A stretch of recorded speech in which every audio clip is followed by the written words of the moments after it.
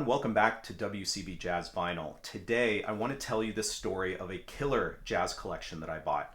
We're talking almost 3,000 records that came from a radio station that was out of business. And even though you'd think a radio station would be playing these records a ton, somehow nearly all of them were in near mint condition. Many were radio station promos, all of them were original pressings. So again, the total collection was 3,000 records, but I actually only ended up keeping 961 of them. And I'm going to get into why in this video. This really is the sort of buy that was like an instant killer jazz collection. And I've been holding on to this story for a couple of years now, so it is a couple of years old. But I've been holding on to this story in terms of like how it went down. I've never told it before, certainly not on this channel. I've never talked about how much I paid for it until now. And to put a finer point on it, this is going to be the story of how I paid over $20,000 and turned around and sold half of it and made all that back and more. So without further ado, please go ahead and like this video. You can subscribe to my channel as well. And of course, you can follow me on Instagram. I'm at what_can_brown. All right, so thanks for tuning in to what I think is going to be an interesting, if not maybe inspirational story. Let me say this. I don't generally buy collections. My day job keeps me busy enough, and I know just from selling my own records how much work it is to buy and sell, and I just, frankly, I don't have the time, generally speaking. But in February of 2020, I was presented with a bit of an interesting opportunity that hit at the exact right time. And because of that COVID lockdown, right, that was just a month away, much of the story is preserved in time in the form of email exchanges, texts, and photos, because none of this was really done in person. So I'm going to talk you through it and of course show you some examples of the best stuff. And I have to say, I've seen a lot of YouTube videos that talk about like killer, collections, and typically it's contained and it's, and don't get me wrong, like some awesome stories. I think that this is like the best collection buy I've ever heard of. And so I don't know, I'm excited to share it with you. And again, it is like 100% focused on jazz, which is a little bit unusual when it comes to some of these collection buys. So let me kind of talk you through it. It all started with a message on Instagram from a friend who also collects vinyl. So February 26, 2020, I get the message, "Don't you live in Atlanta? I ask because I found something out that way that you might want to jump on." So little did I know at the time exactly how this was going to sort of play out. So he proceeded to tell me that there was a seller on eBay listing great records for cheap. He had already grabbed a couple of them. They were posted as buy it nows. And he reached out to the seller, basically asking what was up, what else did they have. And they informed him that they had inherited 3,000 records all at once. It was the collection of, originally from a defunct radio station, and they were piecing these records out on eBay one at a time. They did tell him that they were interested in selling them all in bulk if they were presented with a compelling offer. So, listen, like I think that my friend who reached out to me was happy to be buying these records one at a time because they were great deals. But, you run the risk, right, of others finding out about it and maybe kind of swooping in and sort of taking them all from the seller. And so he reached out to me to see if I'd be interested because I think he had other priorities. He wasn't going to try and buy the entire lot. So of course, I reached out to the seller as well through eBay.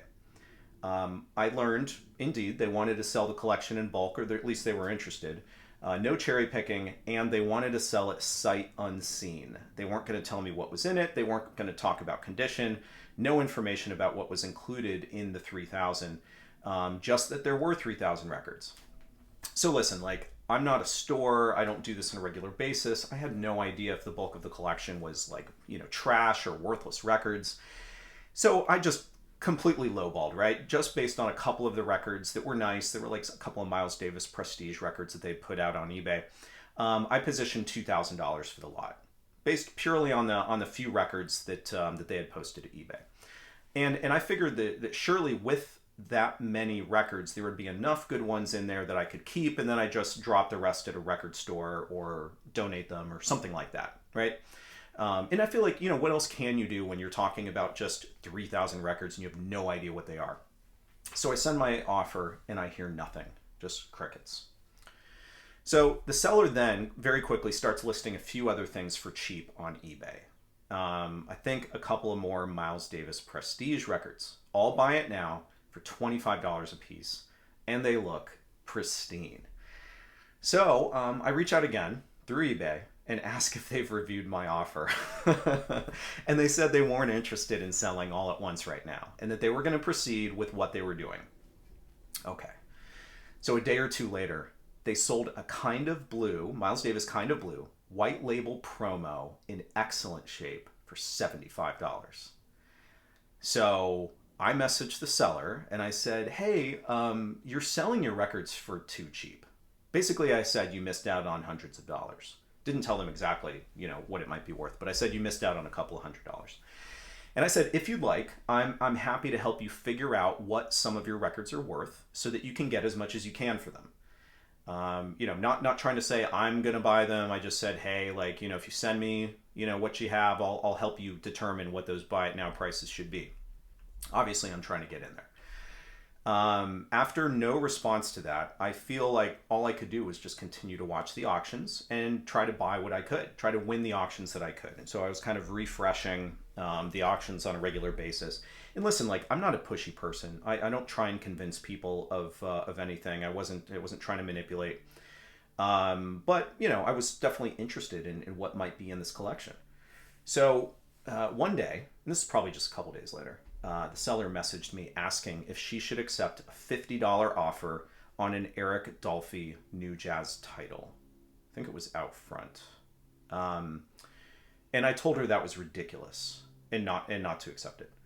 So she had it listed for a few hundred and with best offer. And it felt to me like somebody was just really lowballing to see what they could get. So when I told her not to accept the offer and what it was worth, this opened up a little bit more of a regular exchange between us. And I informed her about Discogs and kind of was helping her out a little bit. What I learned is that this seller, she didn't know how to grade. Nothing was graded, in fact, on these auctions. So when I say something was in excellent shape, it was my perception of what I could see in the auction. And because she didn't know how to grade, this is one of the reasons for my initial lowball offer in the whole lot. So what she told me, though, was that she was getting overwhelmed with people reaching out to her for details on grading, and she didn't know how to respond to them.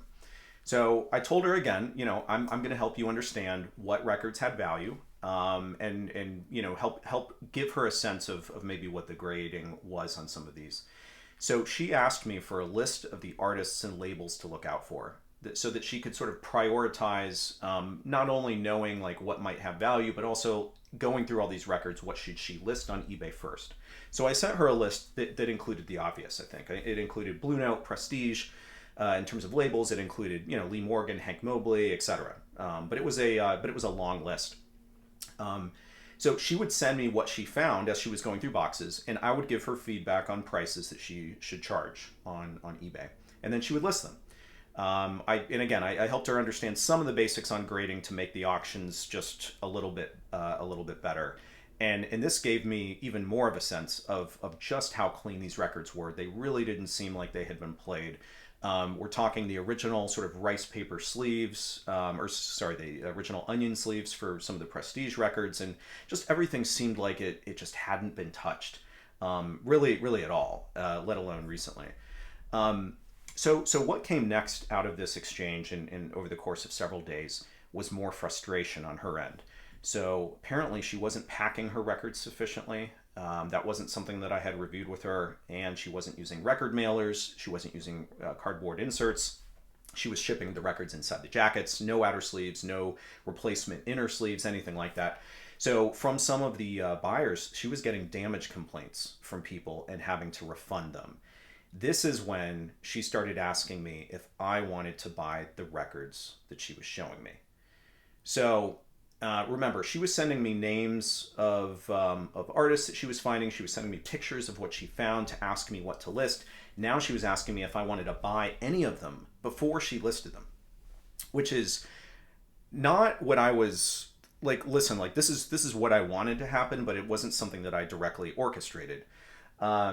So for some of the titles that she was sending me, by the way, I just determined that they were much too valuable for me to be buying all of them. Like it really felt like there were so many records. I had to prioritize, like, you know, I can't be spending a lot of money here. I was like, I'm going to prioritize what I want for my own collection based on what I think that I can afford, like a fair price. And then I told her other ones that she should go ahead and list. So for example, back to Eric Dolphy, there was another Dolphy title that I was like, this is a $400 record. Like list it for 400. I can't pay you 400 for it, but list it because I think you can get that on eBay. And all the while, obviously, I was dropping hints that I wanted to see the collection in person in order to try to you know, buy more in bulk. All right, so what happened next was she started contacting me by text message. We sort of coordinated, you know, stop talking on eBay and start doing through text. She started texting me as much as like 10 times a day. As she pulled records from this storage facility that she had, she would ask me for details, ask me what was valuable and what wasn't. She would send me video flip throughs of the records, and I would tell her, you know, that one and not that one, and that kind of thing. And again, she told me just to let her know which of the ones I would be interested in buying and how much I was willing to pay.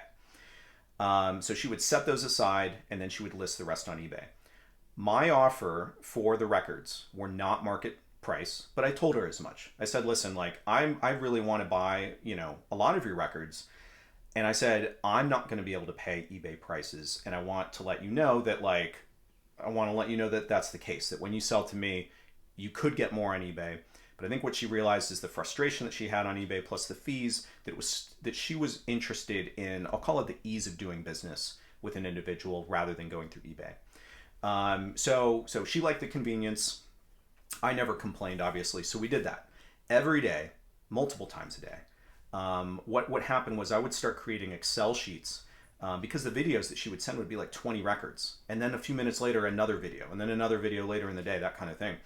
And so I would add them all to a sheet, like an Excel sheet. And at the end of the day, I would send it to her with the prices that I was willing to pay. And then I would Venmo money immediately. And not once did she counter. We didn't negotiate. It was just a very easy kind of transaction because she knew as soon as I committed to the records that I was going to send money immediately.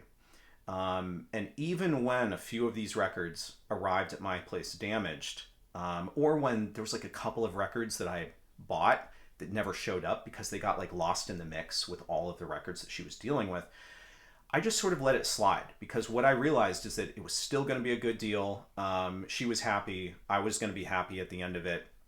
So there was a couple of things that were like top, like Blue Note titles that just got lost. Like she probably ended up throwing them out or something. And I just let it slide. So what I realized as the records started coming in again is that they were all in pristine shape. Like never been played, or maybe played once, right? Because I hesitate to say never been played, like who really knows? But many of these records had the original inserts. They often had promo stamps, or they were white label promos, or they had timing strips on them. So here in this picture, you can see a collection of Thelonious Monk records, all with either promo stamps or timing strips on them. And here you can see that many of them had white labels on them to indicate, promos, obviously for the Columbia label. Because that was a label that actually did that. Not all labels did. Sometimes it was stickers. And it wasn't just Columbia, though. Many of the Impulse titles, in fact, almost all the Impulse titles that I got were also white label, including 9 Coltrane titles, and among them was indeed a Love Supreme mono white label promo. So what I realized is that I was spending a lot of money very quickly. I knew that I was going to be buying in bulk, so my strategy was to try and offer somewhere around 50% of the value of the record, so that I could buy in bulk. She could essentially be selling them in bulk, even if bulk meant still kind of like 10 or 20 records at a time. But as I bought, she continued to message me for advice, how to deal with complaints from eBay buyers for the records I wasn't taking. I would even type up some of the responses for her to send them, because there was a lot of buyers who were just, I don't want to say being difficult. They just had expectations that when you sell records on eBay that you know what you have and you know how to do it. And she didn't really. So I was helping her with that. One day, and this was kind of a tipping point in terms of how this relationship evolved. After selling a record to a buyer in Korea, she was getting frustrated with the international shipping. and she messages me and says, I'm taking all my records down. I don't want to do eBay anymore. All right, so if there was a silver lining of this whole COVID thing, as terrible as it was that I was really about to spend the rest of the year working from home, because otherwise I'm in an office 5 days a week.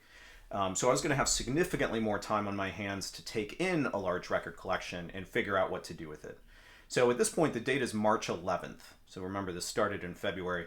And I messaged my friend, I hope we get the work from home memo soon. Because it was already, in the news and people were already concerned. And he responded with, yeah, I think the schools may shut down soon. So just from a timing standpoint, we're right on the precipice, right, of shutdown. I think in a matter of days, I was home really for the next couple of years. So by March 19th, I sent a message to my friend saying that I felt like I was getting deep in the hole in terms of spending. And because so many of these records were things I already had, put a pin in that for just a second, I was going to have to sell my duplicates as soon as possible in order to be able to keep the spending up. So listen, like as these records were getting shown to me, I realized, yeah, I did have a lot of them, but they were universally in better shape than what I had. And so I was in a position to not only get records that I, was never able to afford, or records that I, that I just didn't have in my collection, but I was in a position to really upgrade everything that I already had. Like if I already had it, it was going to be an upgrade. So what I did is I started listing my duplicates on eBay. And again, the strategy was this: everything in this collection was going to be in better shape than my existing copies. So I was going to sell my existing ones, keep all the copies from the collection in my collection. So on March 20th, just the following day, the seller sent me a picture of the storage unit where all the records were kept. And I started learning more details about the situation. So firstly, she definitely had a ton of records in this storage unit. They seem to be meticulously kept in terms of being alphabetized. They were kept in these neat boxes. I also learned the specific Atlanta area radio station that they came from. And in fact, the call sign for the radio station was on some of these records. So the story was that the seller's mother-in-law is the one who originally had, who first sort of was given the records. So the DJ for the radio station, I believe, died from AIDS sometime in the 1980s, left the records to her, who then left the records to her son. And the couple that I was buying from had been carting them all over the United States in moves over the last several decades, never doing anything with them. So we're talking at least like 3 or 4 moves. Each time they would rent storage lockers to keep them. I believe that they were temperature-controlled storage lockers, which helps. And I also learned that they attempted to donate this collection to several universities, and both refused. So in text on March 21st, so we're talking like things evolve in terms of days, like that's how kind of quick this was happening. On March 21st, I noted that at that point I had purchased 47 Blue Notes, 14 Impulse titles, 12 Riverside, 12 Prestige, 13 Columbia, and 6 New Jazz, but 130 records in total. And I was already $6,000 in. But I was also just starting to take in money from the duplicates that I was listing. I'm going to give you a roundup at the, or sort of a summation at the end to tell you kind of how this worked out in totality. On March 23rd, I started to express a lot of hesitation about what was happening. So my message to my friend was, because I was keeping him posted, over the course of this, I said, the only challenge for me right now is, in order to maintain the seller's interest, it required a constant flow of money. So was this irresponsible on my part? Here's the thing. I know enough about the value of these records. And remember, we're talking early 2020, before things really started to take off, because the pandemic really was a sort of paradigm shift in terms of vinyl collecting. And I was comfortable in what I was spending because I knew that it was less than the record's worth. And I had a plan to make back the money. So yes, it was some manic buying, but it's not like I was just trying to accumulate and blow through all my savings or something like that. I was taking in records. I had a plan to sell, I was selling my records to pay for it, and kind of seeing the money come out, but then the money come back in. And that was very important in order for me to be able to afford all of these records. So by March 25th, The number of records that I'd purchased was now 168, and I'd spent $7,500. Of course, there were some really top titles in what I was taking in. So there was a bunch of titles on ESP disc. There was the two big records on the Jaro label that you can see here, including Kenny Dorham and J.R. Monteros, which at the time were probably worth, I don't know, $400 a piece, and obviously now are worth much more than that. Especially these white label promo copies. There were many more Blue Notes: Mainstream, Impulse, New Jazz, Prestige. As they came in, it was often one artist all at one time, because remember, each of the boxes were alphabetical. Because they were tackling one box at a time, it was like I was getting all of the Jazz Messenger titles at once, all of the Horace Silver, all of the Grant Green, all of the Bobby Hutcherson, etc. And again, all of these were just in really, really excellent condition. By April 1st, the seller messaged saying that she doesn't want to ship anything anymore. I think there was a little bit of concern with the post office and the fact that it was COVID lockdown.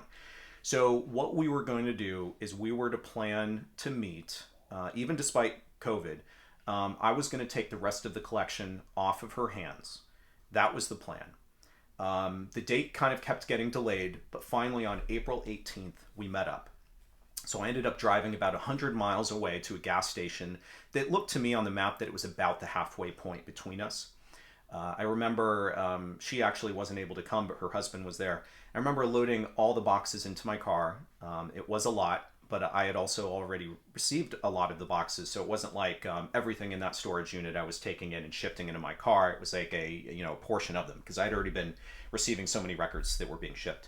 And the idea with me taking on this collection at this point was not that I was buying the rest of it. The idea was that the seller wouldn't have to go through the records anymore themselves. I would take everything, I would go through it myself. If I decided to keep a record for my collection, I would pay them for it, and I would let them know what I was going to pay for each record.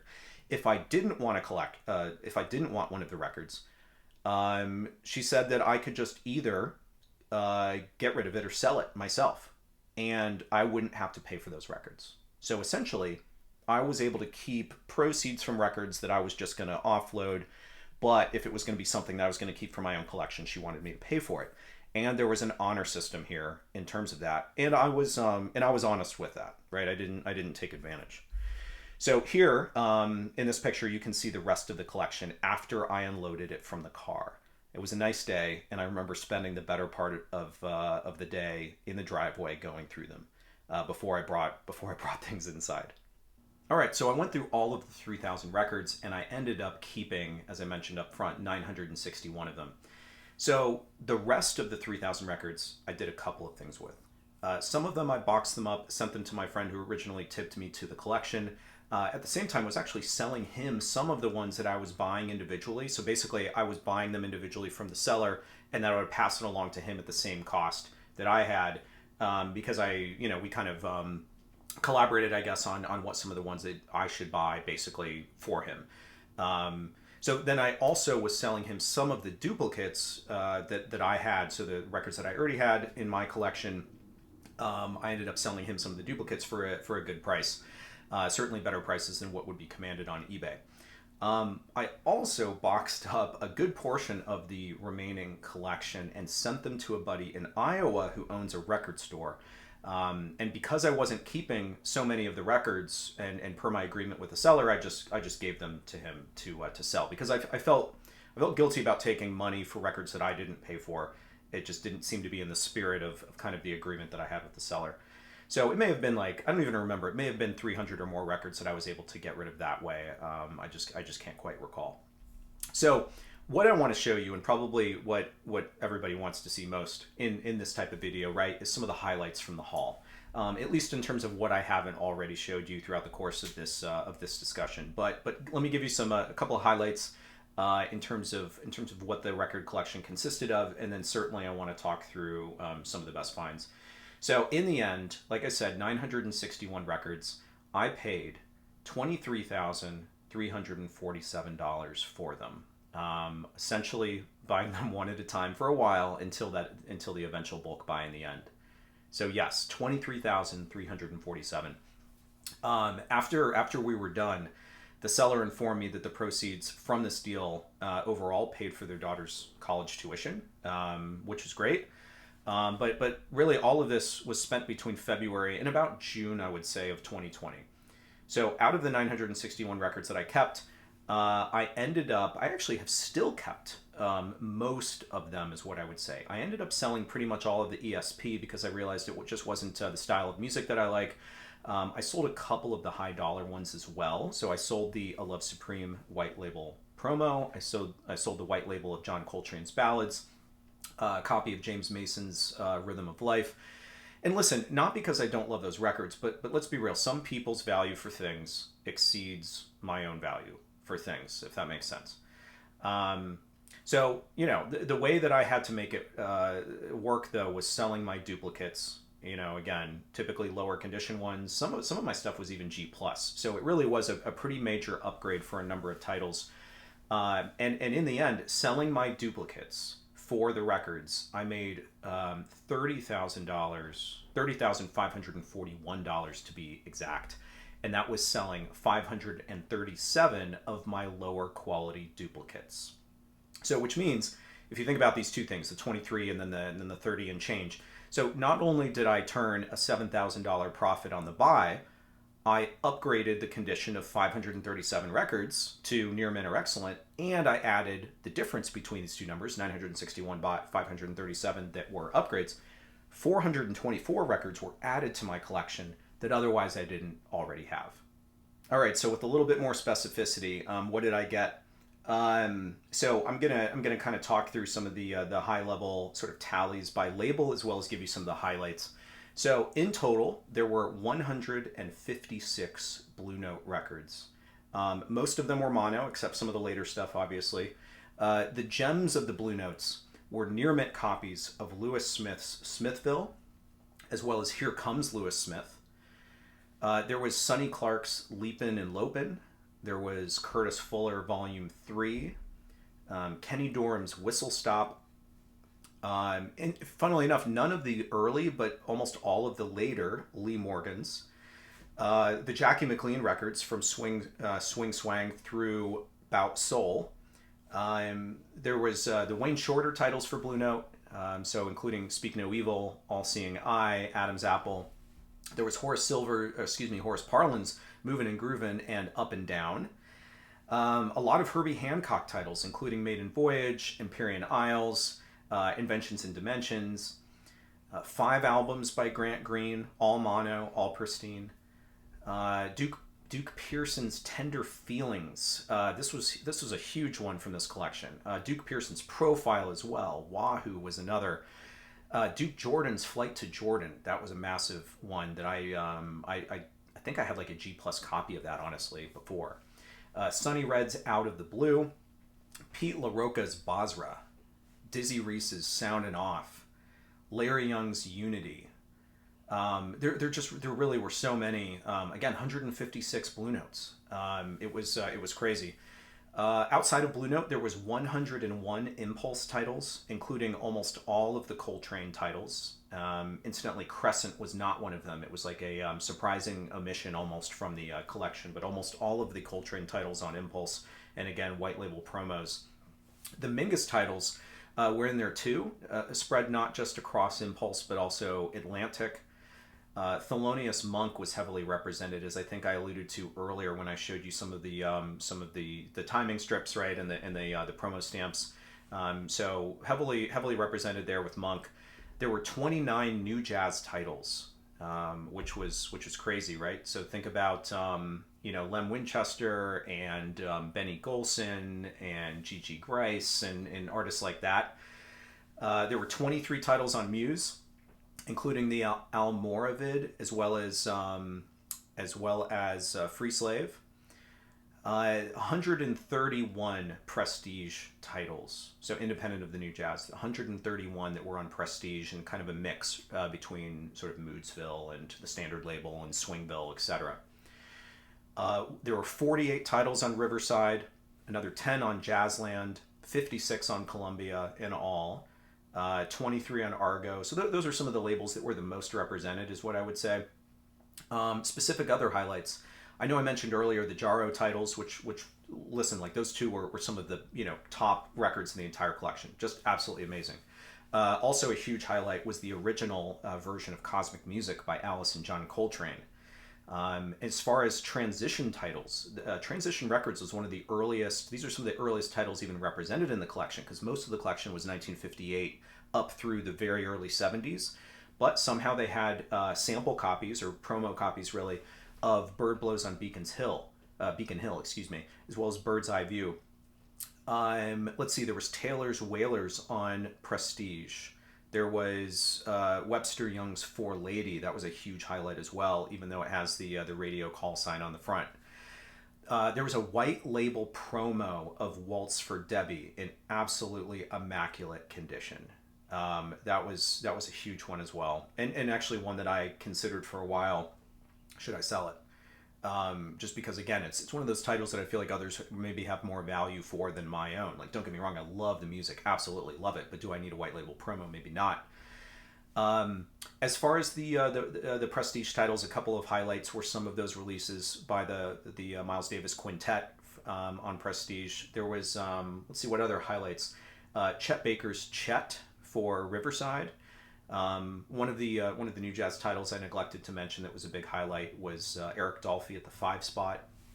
But the list just goes on, and as I was taking this collection in, especially while it was being shipped to me, almost on a daily basis, I was just amazed at the titles, the quality of them, how amazing they sounded. Although, to be fair, it was difficult to listen to the music as quickly as it was coming in, and that probably goes without saying.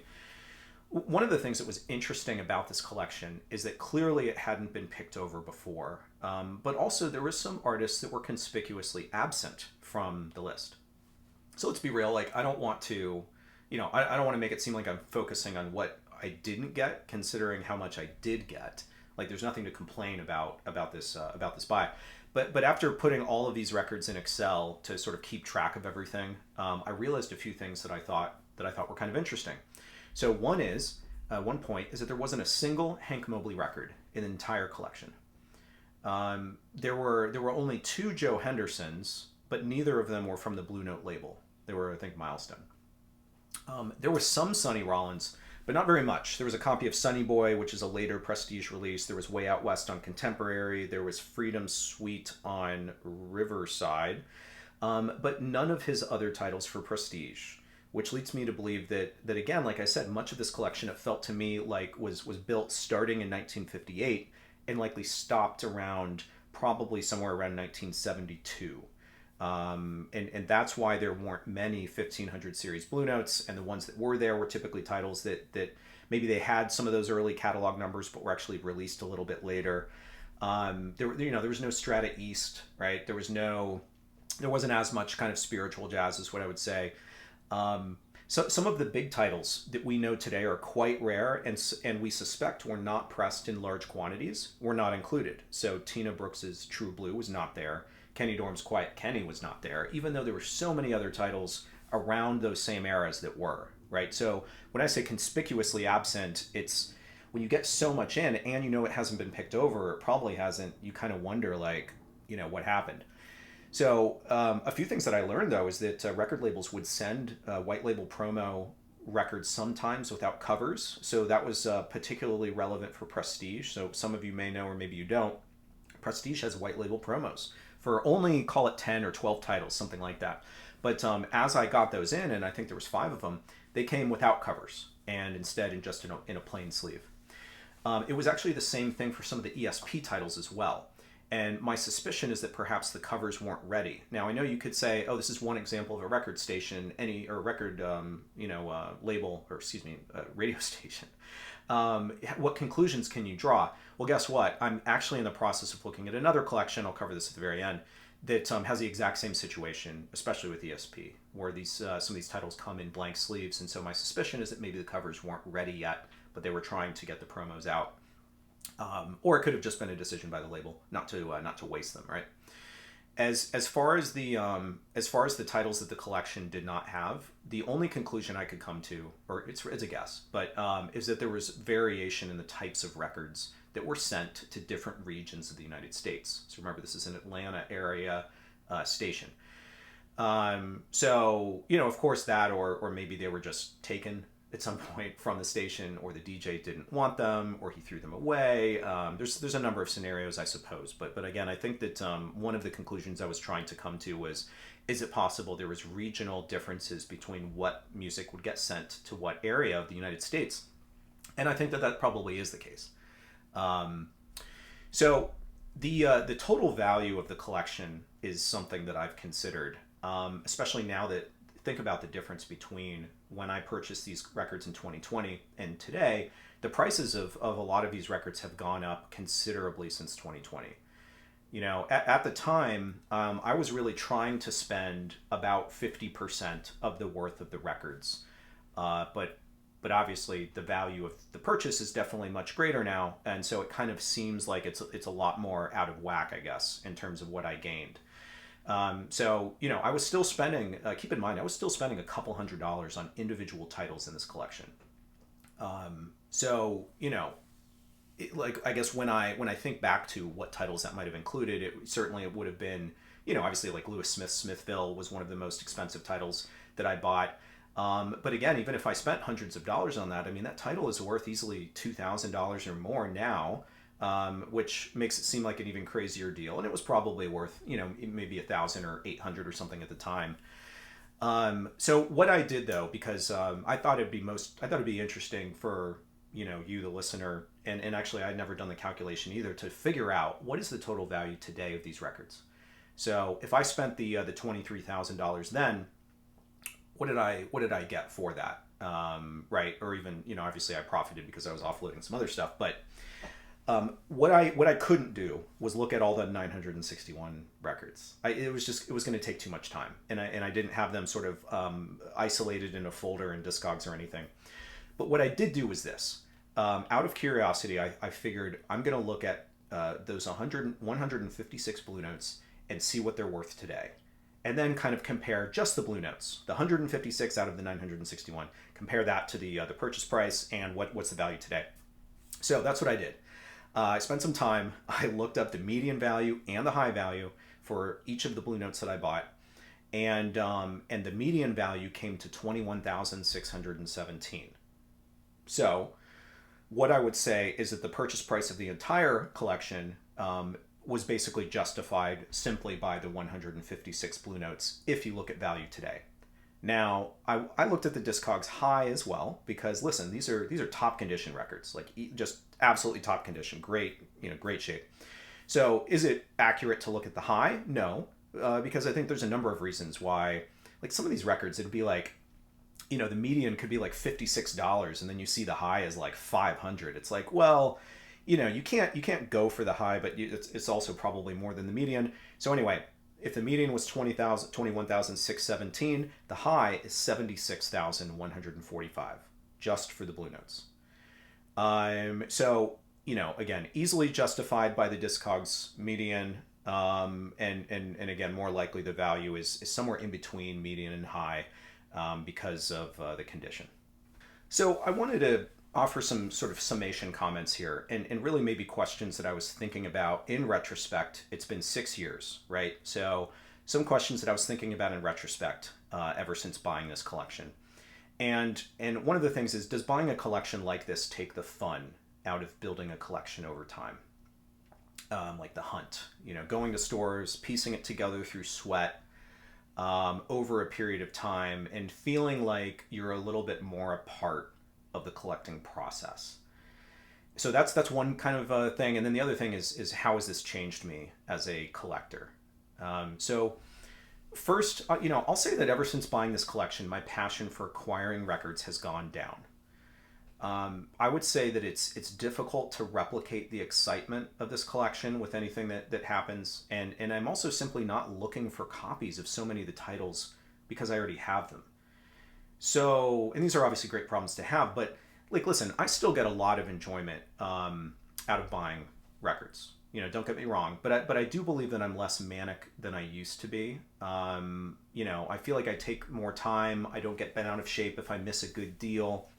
I don't really feel jealousy when others find great records. And I think that it's just because I was so fortunate in this instance. And let's be real. 960, wait, is it one or three? 963 records. I may have misstated that at some point. But I have over 4,000 records in this room. So, I'm still buying. But I think one of the things that this experience gave me is maybe a more complete perspective of a lot of these labels, either literally because I have all of them or almost all of them, or more like thematically and historically, like what was the label about? I think is one way to put it. And one way I've translated that information or perspective is in doing these 5 hour radio sets in New York. So I travel to New York periodically throughout the year, and we do a 5 hour radio set on WKCR. We focus on one label at a time, spin music for 5 hours, and talk about it. And I think the other thing that I'm doing though is I'm spending more time. I think I'm spending more time listening to music and less on acquiring music. And I do think that that's a good thing. There's a lot of music here in this room that I simply haven't heard, or I haven't heard my upgraded copy from that collection yet. So I when I'm looking around the room and choosing what to play, I come across records all of the time, or I pull it out of my shelf and I realize I never re-sleeved it. That's one of the first things that I do when I buy records that are used that come in the original sleeves. I re-sleeve them and I put them in a new outer sleeve just to kind of keep things clean. And and obviously I clean them. So the challenge that I had is that when I bought this collection, when I got everything in and I brought it in from the driveway, this room was absolute chaos. I had to reorganize the entire room so it looked very different in here. I had to buy more IKEA shelves. I was putting everything in shelves as quick as I could just to get it organized and like off the floor. So I sort of lost track, I think, of what I had to some extent. I mean, I cataloged it all in Discogs, but I lost track of what was in the collection and what I had listened to already. So now, when I come across something that has a paper sleeve instead of my poly rice paper sleeves, and I recognize it as being something from that collection, I know I never cleaned it, and I know I haven't listened to it since, like ever. I haven't listened to it, and honestly, and embarrassingly, that's the case for some of the Blue Notes too. So that means over the course of 6 years, there's records that I haven't heard since I got them in. And as a music appreciator and collector and somebody who wants to feel like music should be heard, it's kind of troubling. Like I acknowledge that, and I think part of it is a reminder to thin the herd over time, periodically. In the last several years, and in fact I've documented this on YouTube for you, I've sold between 300 and 500 records probably each year, and I think that this year is going to be the same. Meanwhile, obviously, I'm still buying. I'm still upgrading as well. So some will come in, but the idea is certainly to be selling over time. It's not to just acquire everything, even though I already have obviously more music than I can listen to. So I kind of made brief reference to this. One thing that's related but unrelated at the same time is this. So there's actually another collection that I'm going to be selling later this year. This is very different, where I'm doing it on consignment. But there's a lot of great titles. Most everything is very clean, decent amount of Blue Note, and I'm not keeping any of it for myself, or okay, like maybe one or two. But I'm going to get into more details in an upcoming video. It's different situation than this radio station collection buy. It's very different titles. I mean, some are the same, but I'll get into more details in an upcoming video and give folks the heads up well in advance of it hitting the auction block. There may even be some of the best titles that I just make a decision to try and sell, not through eBay, but through like Instagram or through direct message, that kind of thing. And instead, maybe I'll offer some of these at a very specific price. But I'm not prepared to share a list or to discuss details of it yet, or to promise anybody anything in terms of what they can have access to. Like I still haven't even gotten a full idea of everything that's in the collection. So hang tight, and I'll update everybody as we get closer, both on Instagram as well as through YouTube. Especially because as it's a consignment deal, my responsibility is to try to get the owner as good of a price as he can get for these records. So I look forward to talking to everyone about that. As far as I don't know, final thoughts. I hope this was interesting. I hope this wasn't triggering for anybody because I know that I feel like I'm inviting some negative feedback on either maybe one of a couple of things. Either how nonchalant I am about all of these records, perhaps that if there's a suspicion that I didn't treat the seller right with buying these records for the prices that I paid, even though I felt like by directing her to the right resources in terms of Discogs to understand value, by being upfront about the price that I was willing to pay and what I could afford versus maybe what they were worth, I felt like I was doing enough to give myself a clear conscience. But I also know, especially in retrospect, the value of some of these records that it can seem a little bit upside down in terms of, or not upside down, but you know what I mean, a little bit like I don't know, suspicious or something that maybe I pulled a fast one, but that wasn't my intent.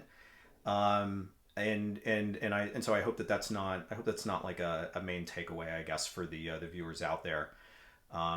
But this is like, it was a once in a lifetime purchase, and I feel very fortunate to have been given the opportunity. I spent a lot of money, and it took a lot of effort to sort of pay myself back. And I suppose what I have now is a collection that that gives me, still brings me joy. Yes, I missed out on the experience of piecing it together one at a time, but listen, I already had a lot of these records already. I'd already done that. Now I was just kind of upgrading so many of the records. So anyway, I think I'm going to leave it at that. Let me know what you think about all of this in the comments, and yeah, I guess I'll see you next time.